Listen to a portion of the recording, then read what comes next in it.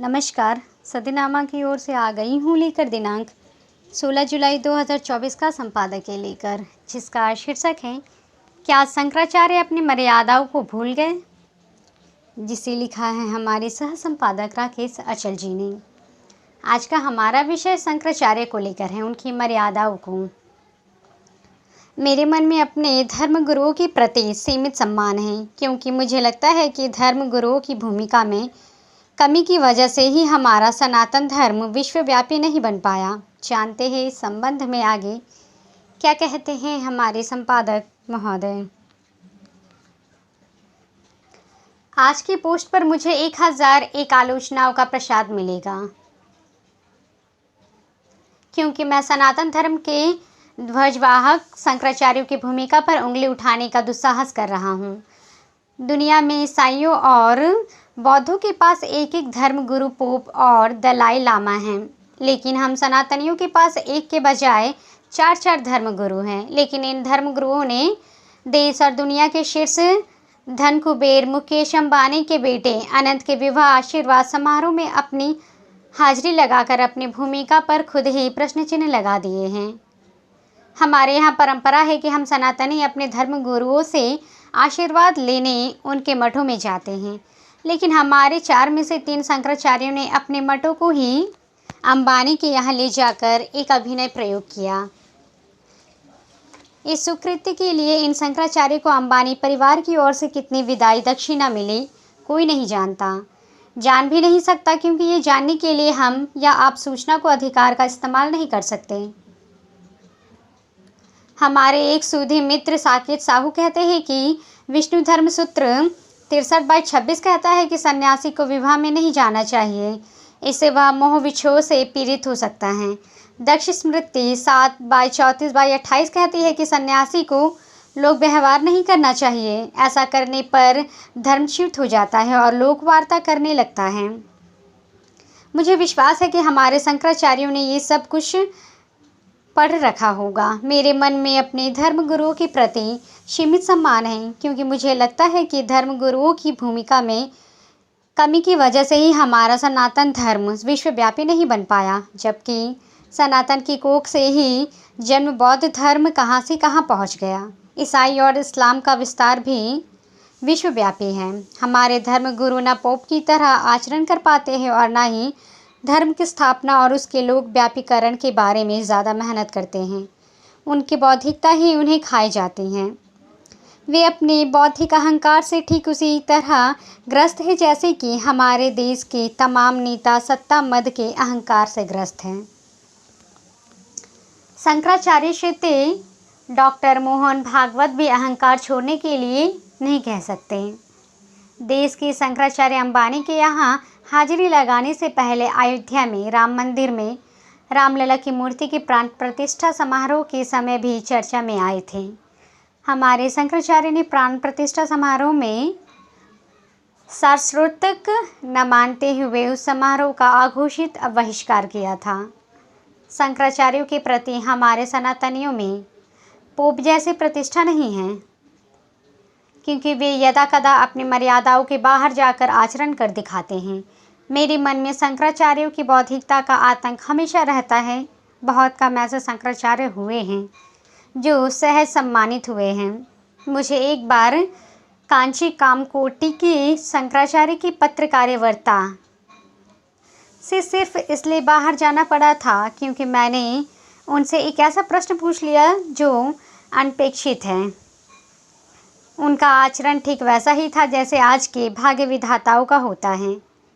बद्रिकाश्रम पीठ के कर्म शंकराचार्य स्वामी स्वरूपानंद सरस्वती इकलौते ऐसे शंकराचार्य थे जो प्रश्न से भागते नहीं थे। हालांकि उनके ऊपर भी कांग्रेसी होने का आरोप लगाया जा रहा, वे उत्तेजित नहीं होते थे। बहरहाल बातचीत चल रही है कि हमारे शंकराचार्य को मुकेश अंबानी के बेटे के विवाह समारोह में आशीर्वाद देने जाना चाहिए था या नहीं, उनका जाना धर्मसम्मत था या नहीं।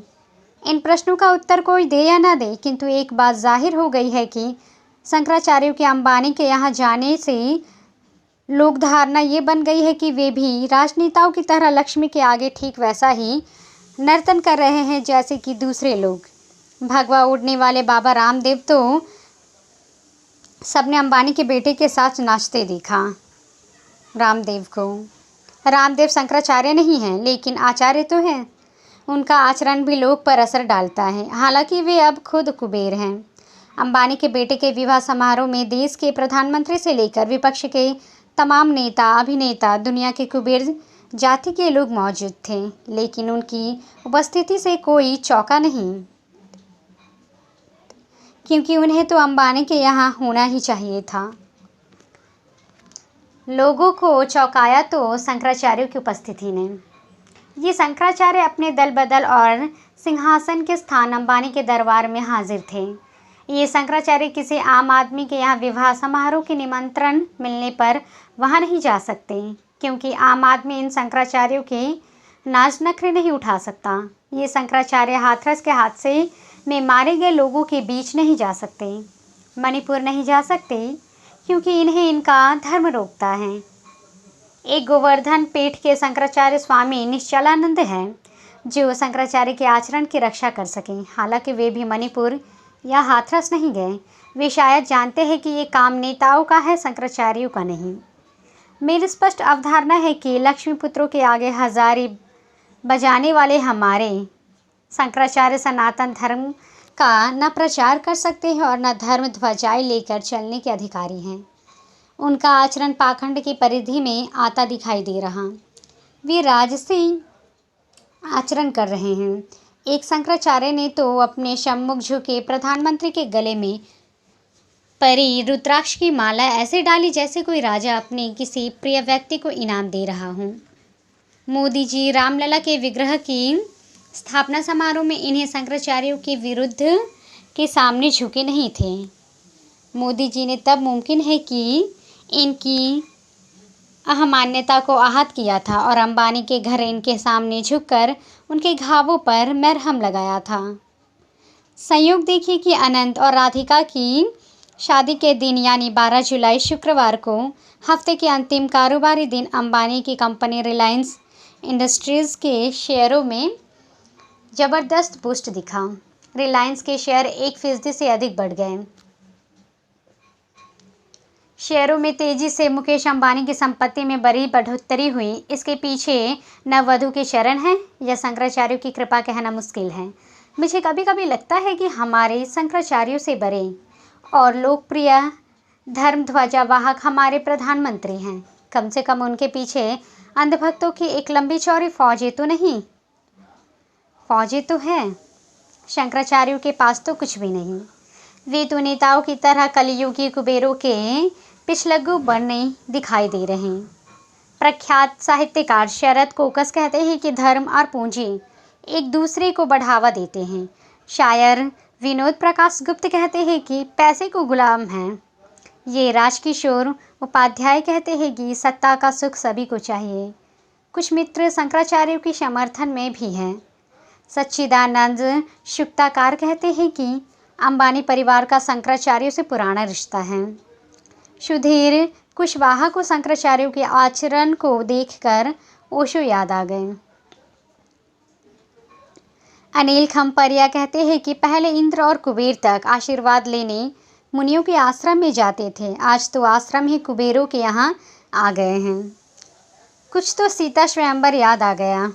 उनका कहना है कि राम की बारात में तो कितने ऋषि मुनि बारातें बन गए थे। कुल मिलाकर मैंने बहस छेड़ी है, औरों ने भी शायद छेड़ी हो, ना छेड़ी हो तो शायद कोई भी बात नहीं है।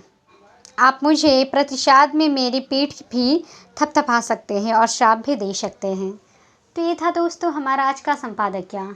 कल फिर लौटेंगे एक नए विषय, एक नए संपादकीय के साथ। तब तक के लिए नमस्कार।